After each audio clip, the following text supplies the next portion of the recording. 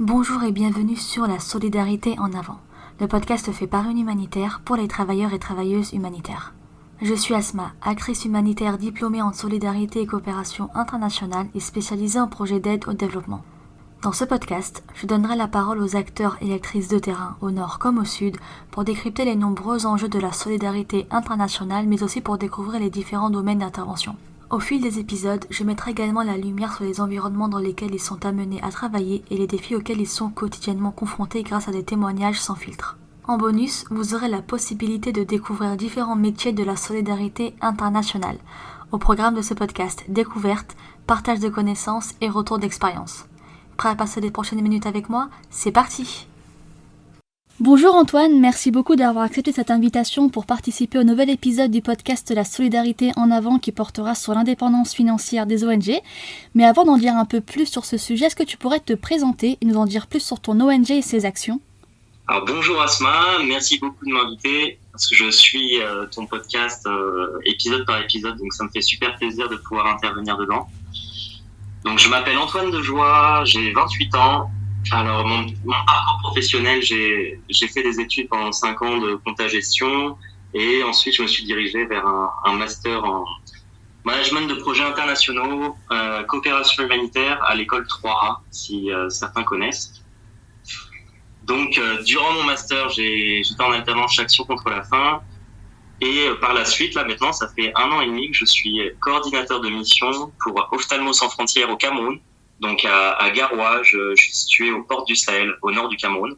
Je travaille donc pour l'organisation Ophtalmo sans frontières, qui est une organisation spécialisée dans la lutte contre la cécité.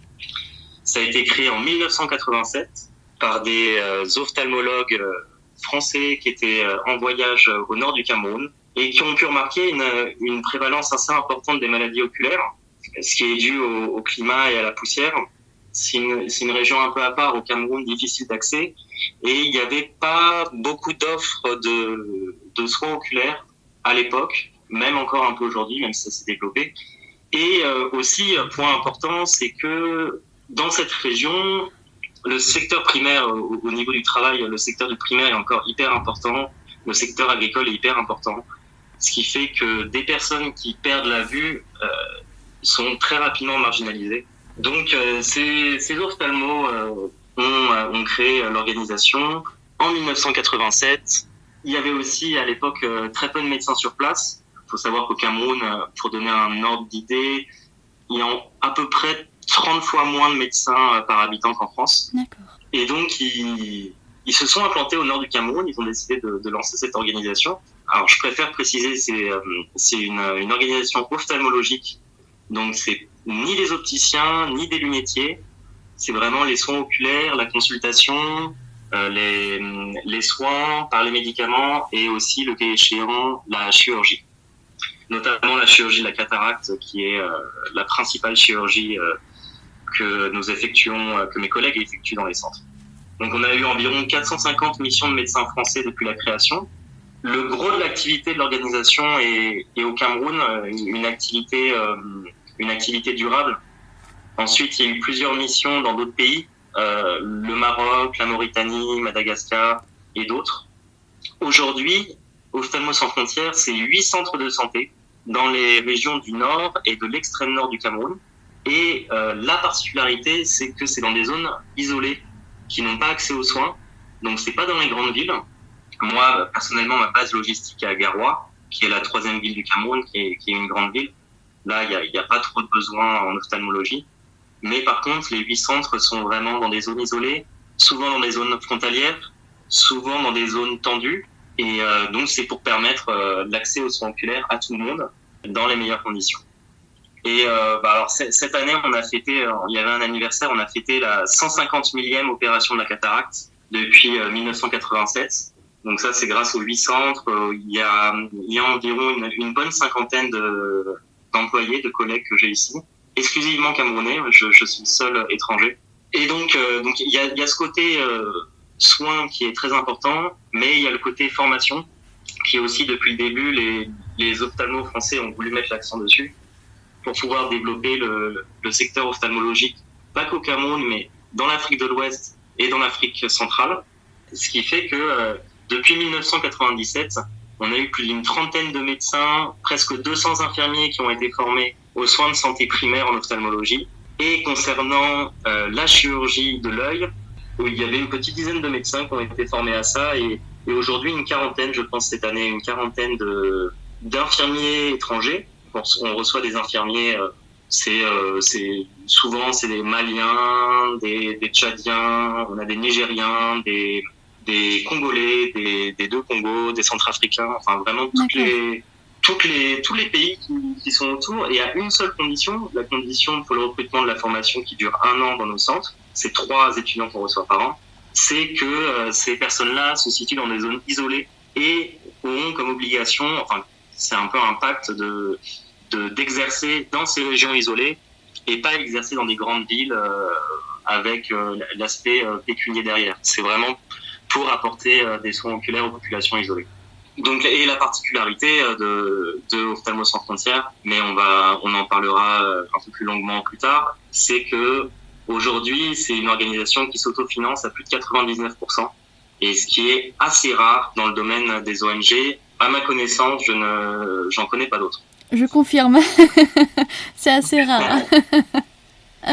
Du coup, pour rebondir sur ce sujet financier, étant donné que tu es dans une structure qui essaye de s'autofinancer, est-ce que tu pourrais nous dire un peu quels sont les enjeux financiers d'une ONG aujourd'hui ?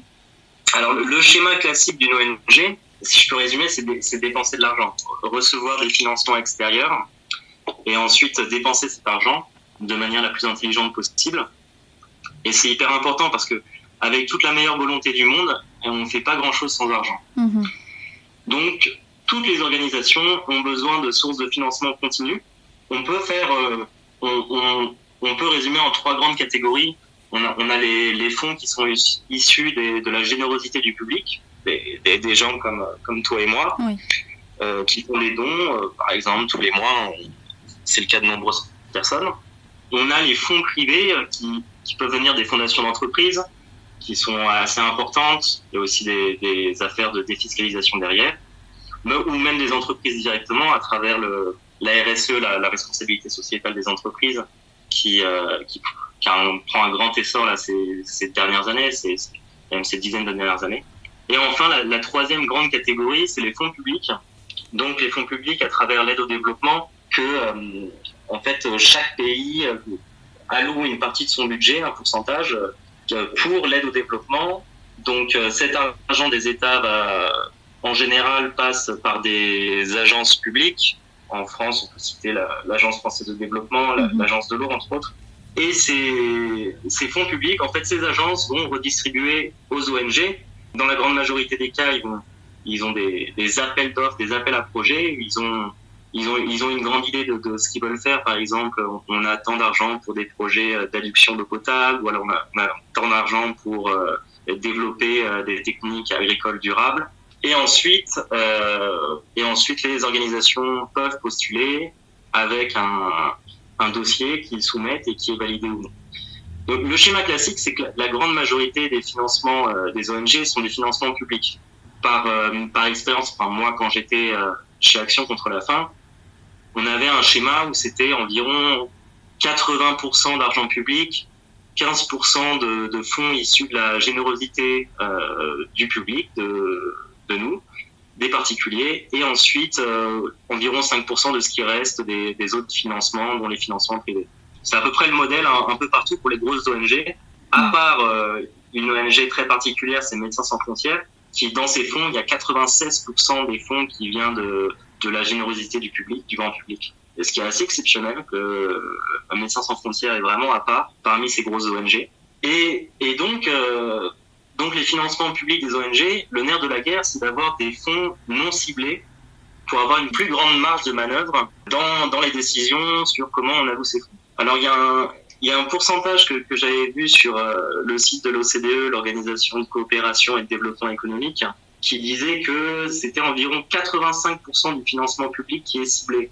Donc 85% de l'enveloppe qu'on te met à disposition, qui doit respecter des postes de dépenses très précis qui correspondent au projet. Oui. Et les 15% restants, c'est ce qu'on appelle les frais de fonctionnement. Ça va être toutes les fonctions support de l'organisation, souvent les fonctions au siège, ça va être les dépenses qui sont liées à des études ou des évaluations que l'ONG fournit, par exemple les frais de levée de fonds, le plaidoyer, la communication, toutes ces fonctions un peu support. Donc c'est ça la contrainte du financement public, qui est, après c'est le jeu, c'est ni bien ni mauvais, et même heureusement qu'il y a un peu de suivi. Mais c'est qu'on a, premièrement, des dons ciblés, peu de marge de manœuvre pour les organisations. Pour les petites ONG, les petites associations, souvent, ces fonds publics sont accordés s'il y a des cofinancements. Donc, par exemple, on a un bailleur de fonds qui dit, OK, j'ai une enveloppe de 60 000 € à vous donner. D'accord, mais il faudra que sur l'ensemble de votre projet, il y ait au moins 40% de financement qui viennent d'un autre bailleur de fonds. Donc ça aussi, ça commence à compliquer un peu la tâche. Il y a une contrainte aussi, c'est le fonctionnement par projet. Alors j'ai pas la science infuse sur ce domaine-là, mais j'ai quand même l'impression que tout fonctionne vraiment en termes de projet, c'est-à-dire avec une date de début et une date de fin. Et que, surtout dans le secteur du développement, ça laisse pas trop la place à des activités continues, à des activités pérennes sur plusieurs années, plusieurs dizaines d'années. Ce que j'ai aussi pu relever, c'est que là, ces dernières années, je pense que c'est plutôt un bien, mais on a un suivi de plus en plus important de la part des bailleurs de fonds. Il y a des demandes de rapports de plus en plus importants, qui vont même conditionner le versement de la suite de la somme, car en général, ils font juste des avances. Et donc, de ce fait, ça nécessite du personnel qualifié, c'est un vrai métier. Maintenant, grant manager, qui, pour les relations bailleurs, ça demande une vraie expertise, du vrai personnel, c'est des coûts en plus aussi. Je continue avec les contraintes, il peut y avoir une inadéquation, avec les réalités du terrain.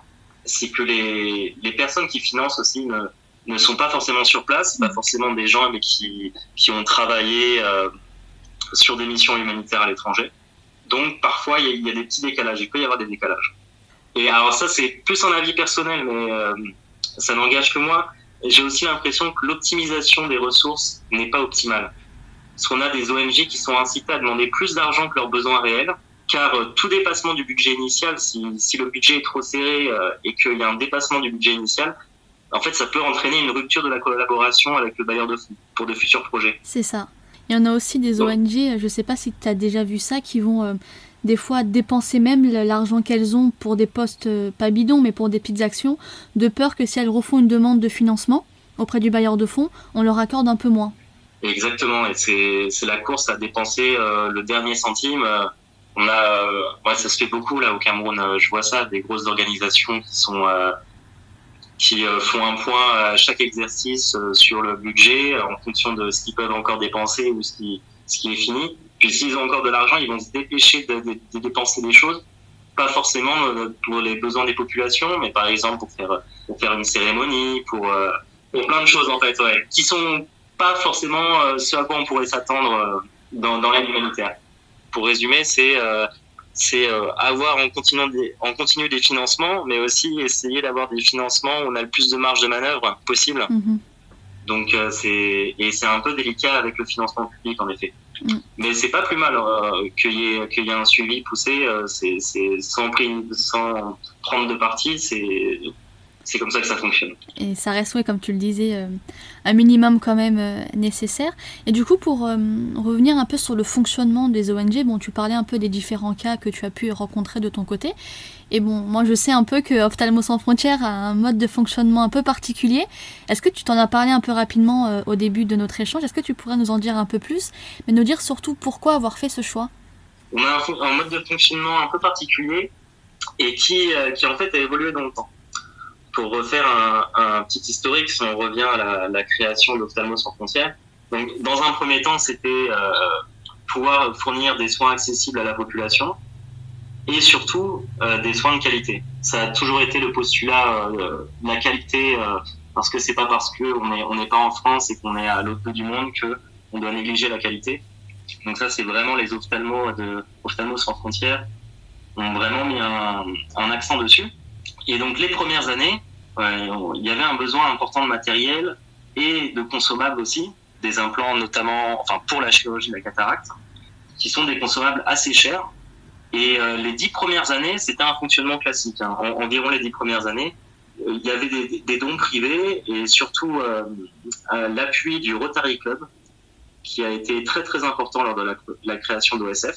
Et aussi très important, il y a eu une mobilisation massive des ophtalmos français. Vraiment massive, parce qu'il y a eu plus de 450 missions d'ophtalmos français qui étaient dans des centres au Nord Cameroun. Et en fait, toute l'année, il y avait forcément un ou plusieurs ophtalmos français qui étaient dans le peu de centres qu'il y avait au début et qui maintenaient cette gestion, qui étaient présents et qui contribuaient aux soins. Et il y a eu, au bout de 10 ans, ça s'est un peu essoufflé. Il y avait besoin de passer à une nouvelle ère, quelque chose d'un peu plus sérieux, parce qu'ils ont, enfin pas sérieux, plutôt à grande échelle. Mm-hmm. Parce qu'ils ont vu que ça fonctionnait énormément, qu'il y avait énormément de besoins, qu'il y avait énormément d'opérations, beaucoup d'activités.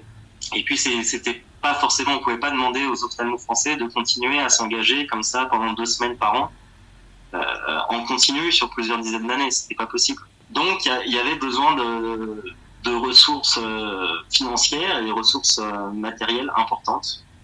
Et donc, et aussi, il y avait un point qui est assez important quand même à relever avec Ophtalmos sans frontières. En fait, du fait de la localisation de l'organisation au nord du Cameroun, mm-hmm. on ne pouvait pas faire appel à des médecins camerounais, car peu de pouvoir d'achat, donc pas très attractif pour les médecins de venir jusqu'au nord du Cameroun. À côté de ça, on avait, c'était compliqué pour eux de venir au nord du Cameroun. On ne pouvait pas suffisamment les payer. Malheureusement, payer plusieurs médecins, c'était pas envisageable. C'était des coûts trop importants. Et ensuite, et on en reparlera, il y a aussi un système où les OSF redistribuent de l'argent à certains hôpitaux, les hôpitaux dans lesquels OSF est présent. Donc, il fallait passer à l'étape supérieure et les responsables à l'époque d'Ophtalmos sans frontières ont souhaité faire une demande de financement à l'Union européenne, une demande de financement public. Et on en parlait tout à l'heure, c'est là que ça s'est un peu corsé, parce que beaucoup de normes, beaucoup de contraintes, et notamment, il n'était pas envisageable de laisser des infirmiers faire des opérations chirurgicales. Mm-hmm. C'était pas concevable à l'époque. Donc, malheureusement, c'est cet échec du financement public pour Ophtalmos sans frontières qui a amené les dirigeants d'Ophtalmos sans frontières à réfléchir à une nouvelle méthode.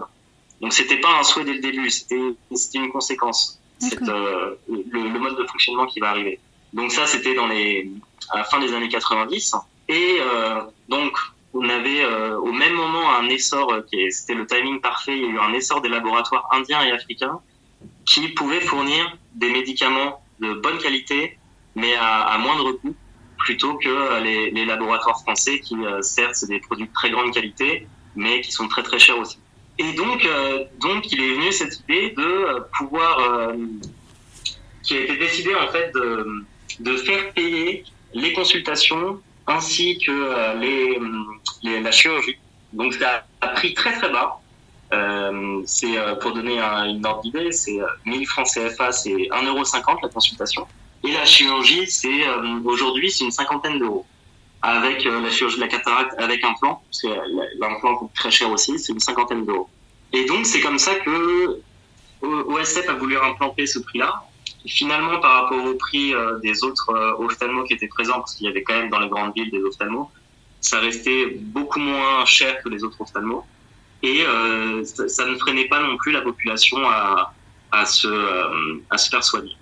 Et donc voilà, ce qui s'est passé, c'est qu'on a un mode de fonctionnement où les soins sont payants, très peu chers, mais ils sont payants, et ça nous permet de pouvoir en fait acheter des médicaments, de pouvoir payer les infirmiers, parce que forcément les infirmiers d'OSF sont payés, c'est tout travail mérite salaire. Mm-hmm. Et là, par contre, là aussi, on a pu maintenir des prix très très bas. Ce qui a été intéressant, c'est qu'on OSF a pu récupérer beaucoup de matériel des hôpitaux français, donc qui souhaitaient se séparer, qui souhaitaient accéder à des nouvelles technologies. et donc qui était prêt à donner le matériel à Ophtalmo Sans Frontières et qui a été envoyé au Cameroun. D'ailleurs, pour la petite anecdote, je crois il me semble qu'on a un microscope qui fonctionne très très bien. C'est la bonne qualité mécanique d'il y a longtemps, mais qui est siglé RDA. C'est l'Allemagne de l'Ouest, non pardon, l'Allemagne de l'Est. D'accord. Avant la chute du mur de Berlin. Donc ça date d'un bon moment. Ouais, ça a été fait il y a plus de 35 ans, ouais. Mais c'est que c'est toujours efficace. Et c'est toujours efficace, ouais. C'est la super bonne mécanique, ça fonctionne super bien. Donc on a du matériel un peu ancien qu'on récupère mais qui fonctionne très très bien, qui est acheminé au Cameroun. Et à côté de ça, on arrive à dégager un peu de bénéfices pour pouvoir ensuite réinvestir. En l'occurrence, là, on a acheté cette année 2 microscopes qui vont servir à la formation. On a pu équiper deux centres de microscopes totalement neufs. Et voilà, on jongle un peu entre le matériel un peu ancien qui fonctionne parfaitement et à la fois on essaie dès qu'on a la possibilité financière, de réinvestir sur du matériel de très bonne qualité. D'accord. Du coup, tu nous parlais un peu là de l'historique d'Ophtalmo Sans Frontières et de cette difficulté qui finalement, avec le temps, devenue une force. Est-ce que tu pourrais nous dire un peu les avantages de ce mode de fonctionnement et un peu les inconvénients ? Les avantages, ils sont assez nombreux en fait. Pour revenir à ce que je disais par rapport au financement public et à toutes les contraintes qu'on peut retrouver avec ces financements publics, nous, notre avantage, c'est que déjà, on a une plus grosse liberté d'action. On a, entre guillemets, de compte à rendre à personne, si ce n'est, bien sûr, au gouvernement camerounais avec qui on collabore énormément. Mmh. On est vraiment en partenariat très resserré. Donc, on a une liberté d'action. Si aujourd'hui, on a un problème, on a des problèmes de sécurité dans une ville où il y a un centre, on peut décider de le fermer rapidement. On peut décider d'en ouvrir un autre à côté. On peut prendre des décisions, liberté d'action et rapidité de prise de décision aussi. Mmh. Et ça, c'est dans un climat sécuritaire comme le nord du Cameroun qui est assez tendu parce qu'on a depuis une quinzaine d'années Boko Haram qui est beaucoup plus présent, qui vient du Nigeria et qui est beaucoup plus présent au Cameroun. On a de gros problèmes sécuritaires au Cameroun. Moi-même, je ne me déplace que dans 3 des 8 centres. D'accord. Pour ma propre sécurité. Donc, on a une rapidité de décision qui est différente des grosses structures. On a une hiérarchie qui est hyper longue, un millefeuille administratif. Ensuite, on a aussi, comme on n'a pas énormément de moyens, ça implique qu'on a un personnel, un nombre de personnel assez resserré. Alors pas sur le plan médical. Parce que ça, on a tout ce qu'il faut. On a des super infirmiers, même des gens qui sont là depuis 25 ans et d'autres personnes qu'on continue de recruter encore. Mais on n'a pas besoin, par exemple, d'une personne qui se charge de la rédaction des projets, de rédiger des rapports, de tout cet échange avec les financeurs qui peuvent être très très lourds. Et par exemple, pour faire écho à l'interview que tu avais fait avec Damien Laroche de Token. Oui.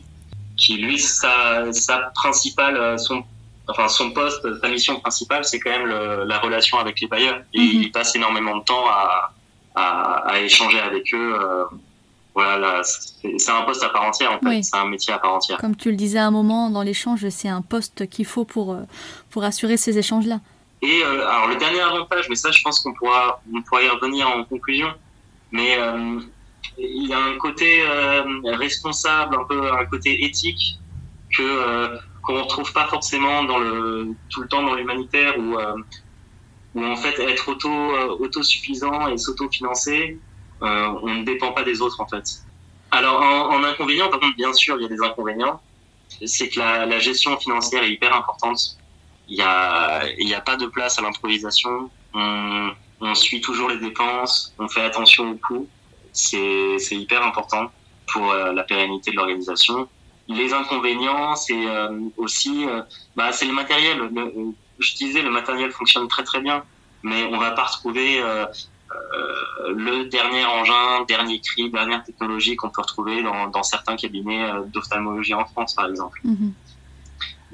Mais le principal, c'est que on fait avec les moyens du bord. Les moyens du bord sont très très corrects, sont plus que corrects, mais on n'est pas dans la luxure. D'accord. Et du coup, à un moment, tu as parlé de pérennité des actions.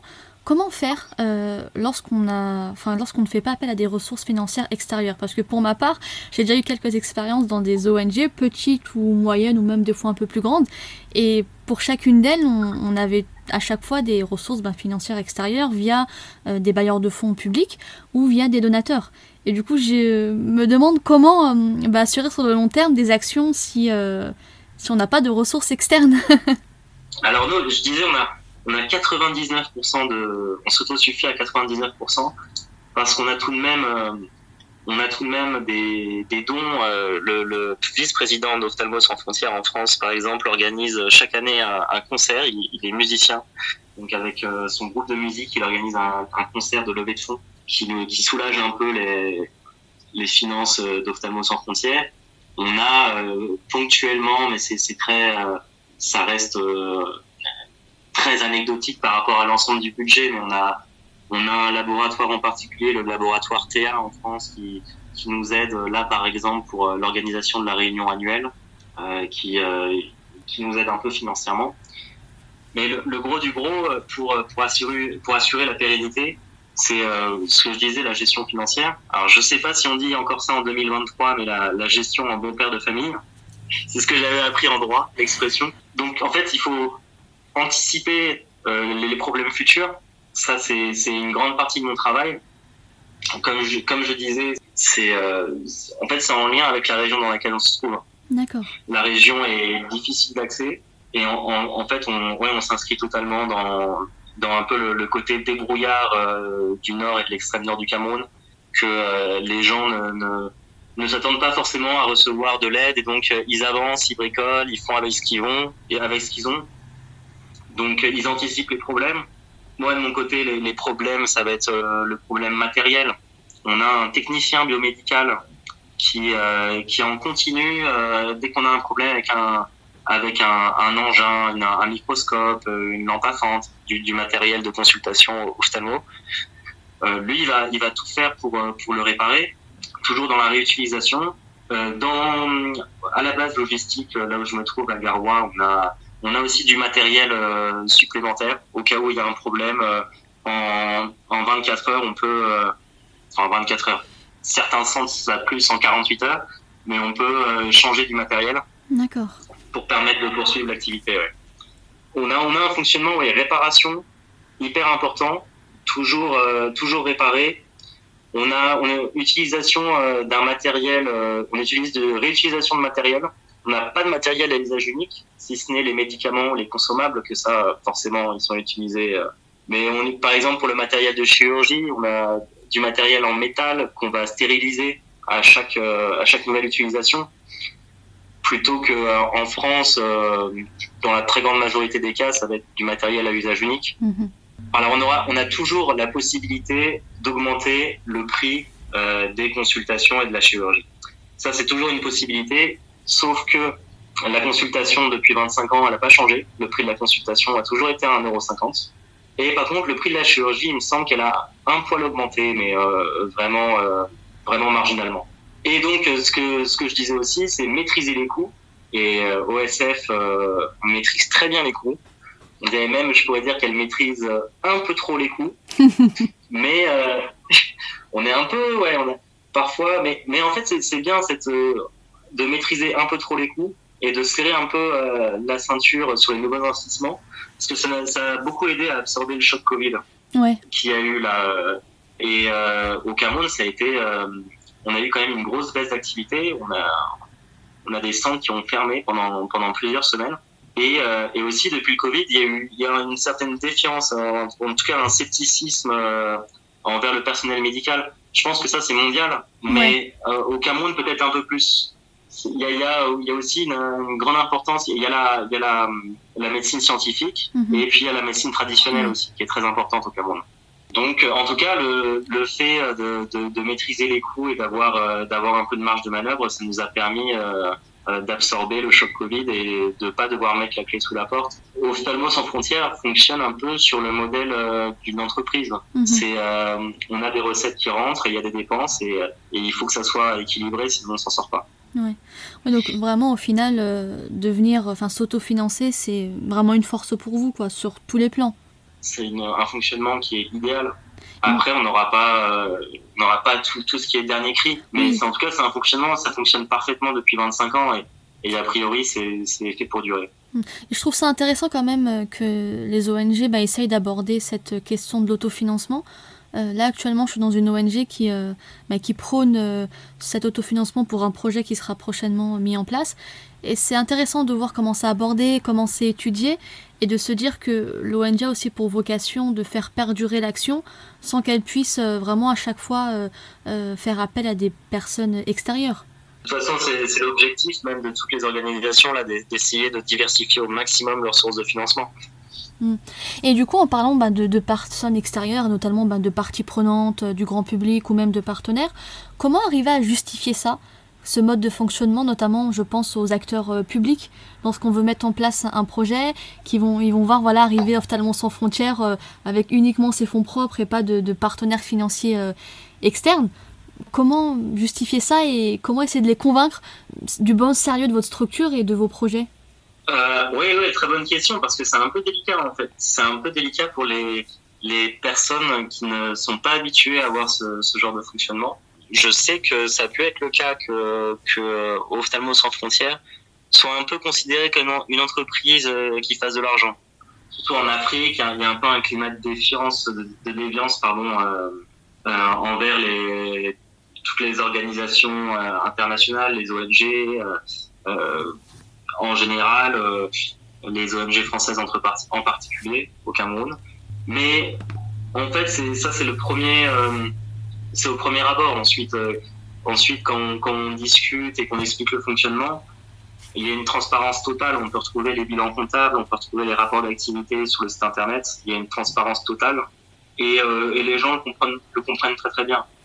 Et aujourd'hui, on a d'autres organisations au Cameroun d'ophtalmologie, d'organisations internationales, qui ont à peu près le même fonctionnement. Il y en a, je pense à une en particulier qui a à peu près le même fonctionnement, qui a des tarifs un peu plus élevés que OSF, mais qui a aussi une expertise un peu plus développée. Il y a aussi, là, pour le coup, il y a des docteurs qui viennent, vraiment des docteurs qui sont spécialisés en ophtalmologie. Donc, ils ont les opérations que OSF fait, que les infirmiers formés font, ça reste des opérations assez accessibles.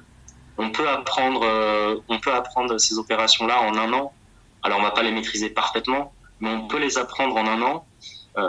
Par contre, dès que ça devient des opérations très sérieuses, nous, on a ce réflexe de les diriger vers un docteur ophtalmo qui aura plus de moyens et plus de compétences pour traiter ce genre de pathologie. D'accord. Ah, il y a aussi les questions un peu de concurrence déloyale. Parce que depuis 35 ans, l'ophtalmologie au nord du Cameroun s'est vachement développée. D'accord.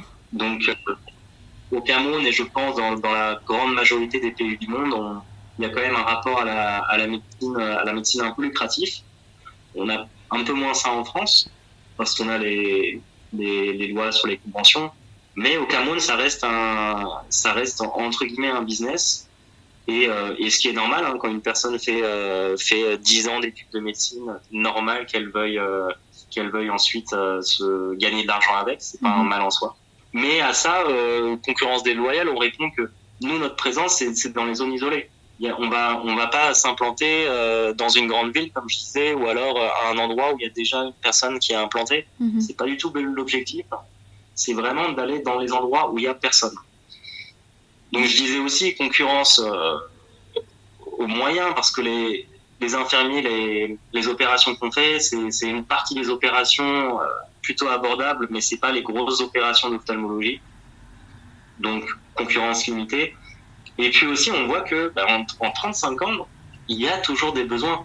Il y a toujours des besoins énormes au nord et à l'extrême nord. Donc, en fait, il y a de la place pour tout le monde. Et le jour où il y aura plus de besoins, et ben OSF laissera l'ensemble des employés à la disposition de l'État camerounais. Et OSF prendra ses valises et puis ça sera avec plaisir parce que j'aime bien dire une bonne mission humanitaire, c'est une mission humanitaire qui est terminée.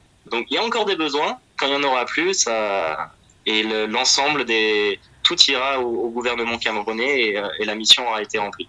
Et en parlant aussi les autorités camerounaises, il y a aussi un petit décalage parce que au Cameroun, il y a énormément de grosses organisations.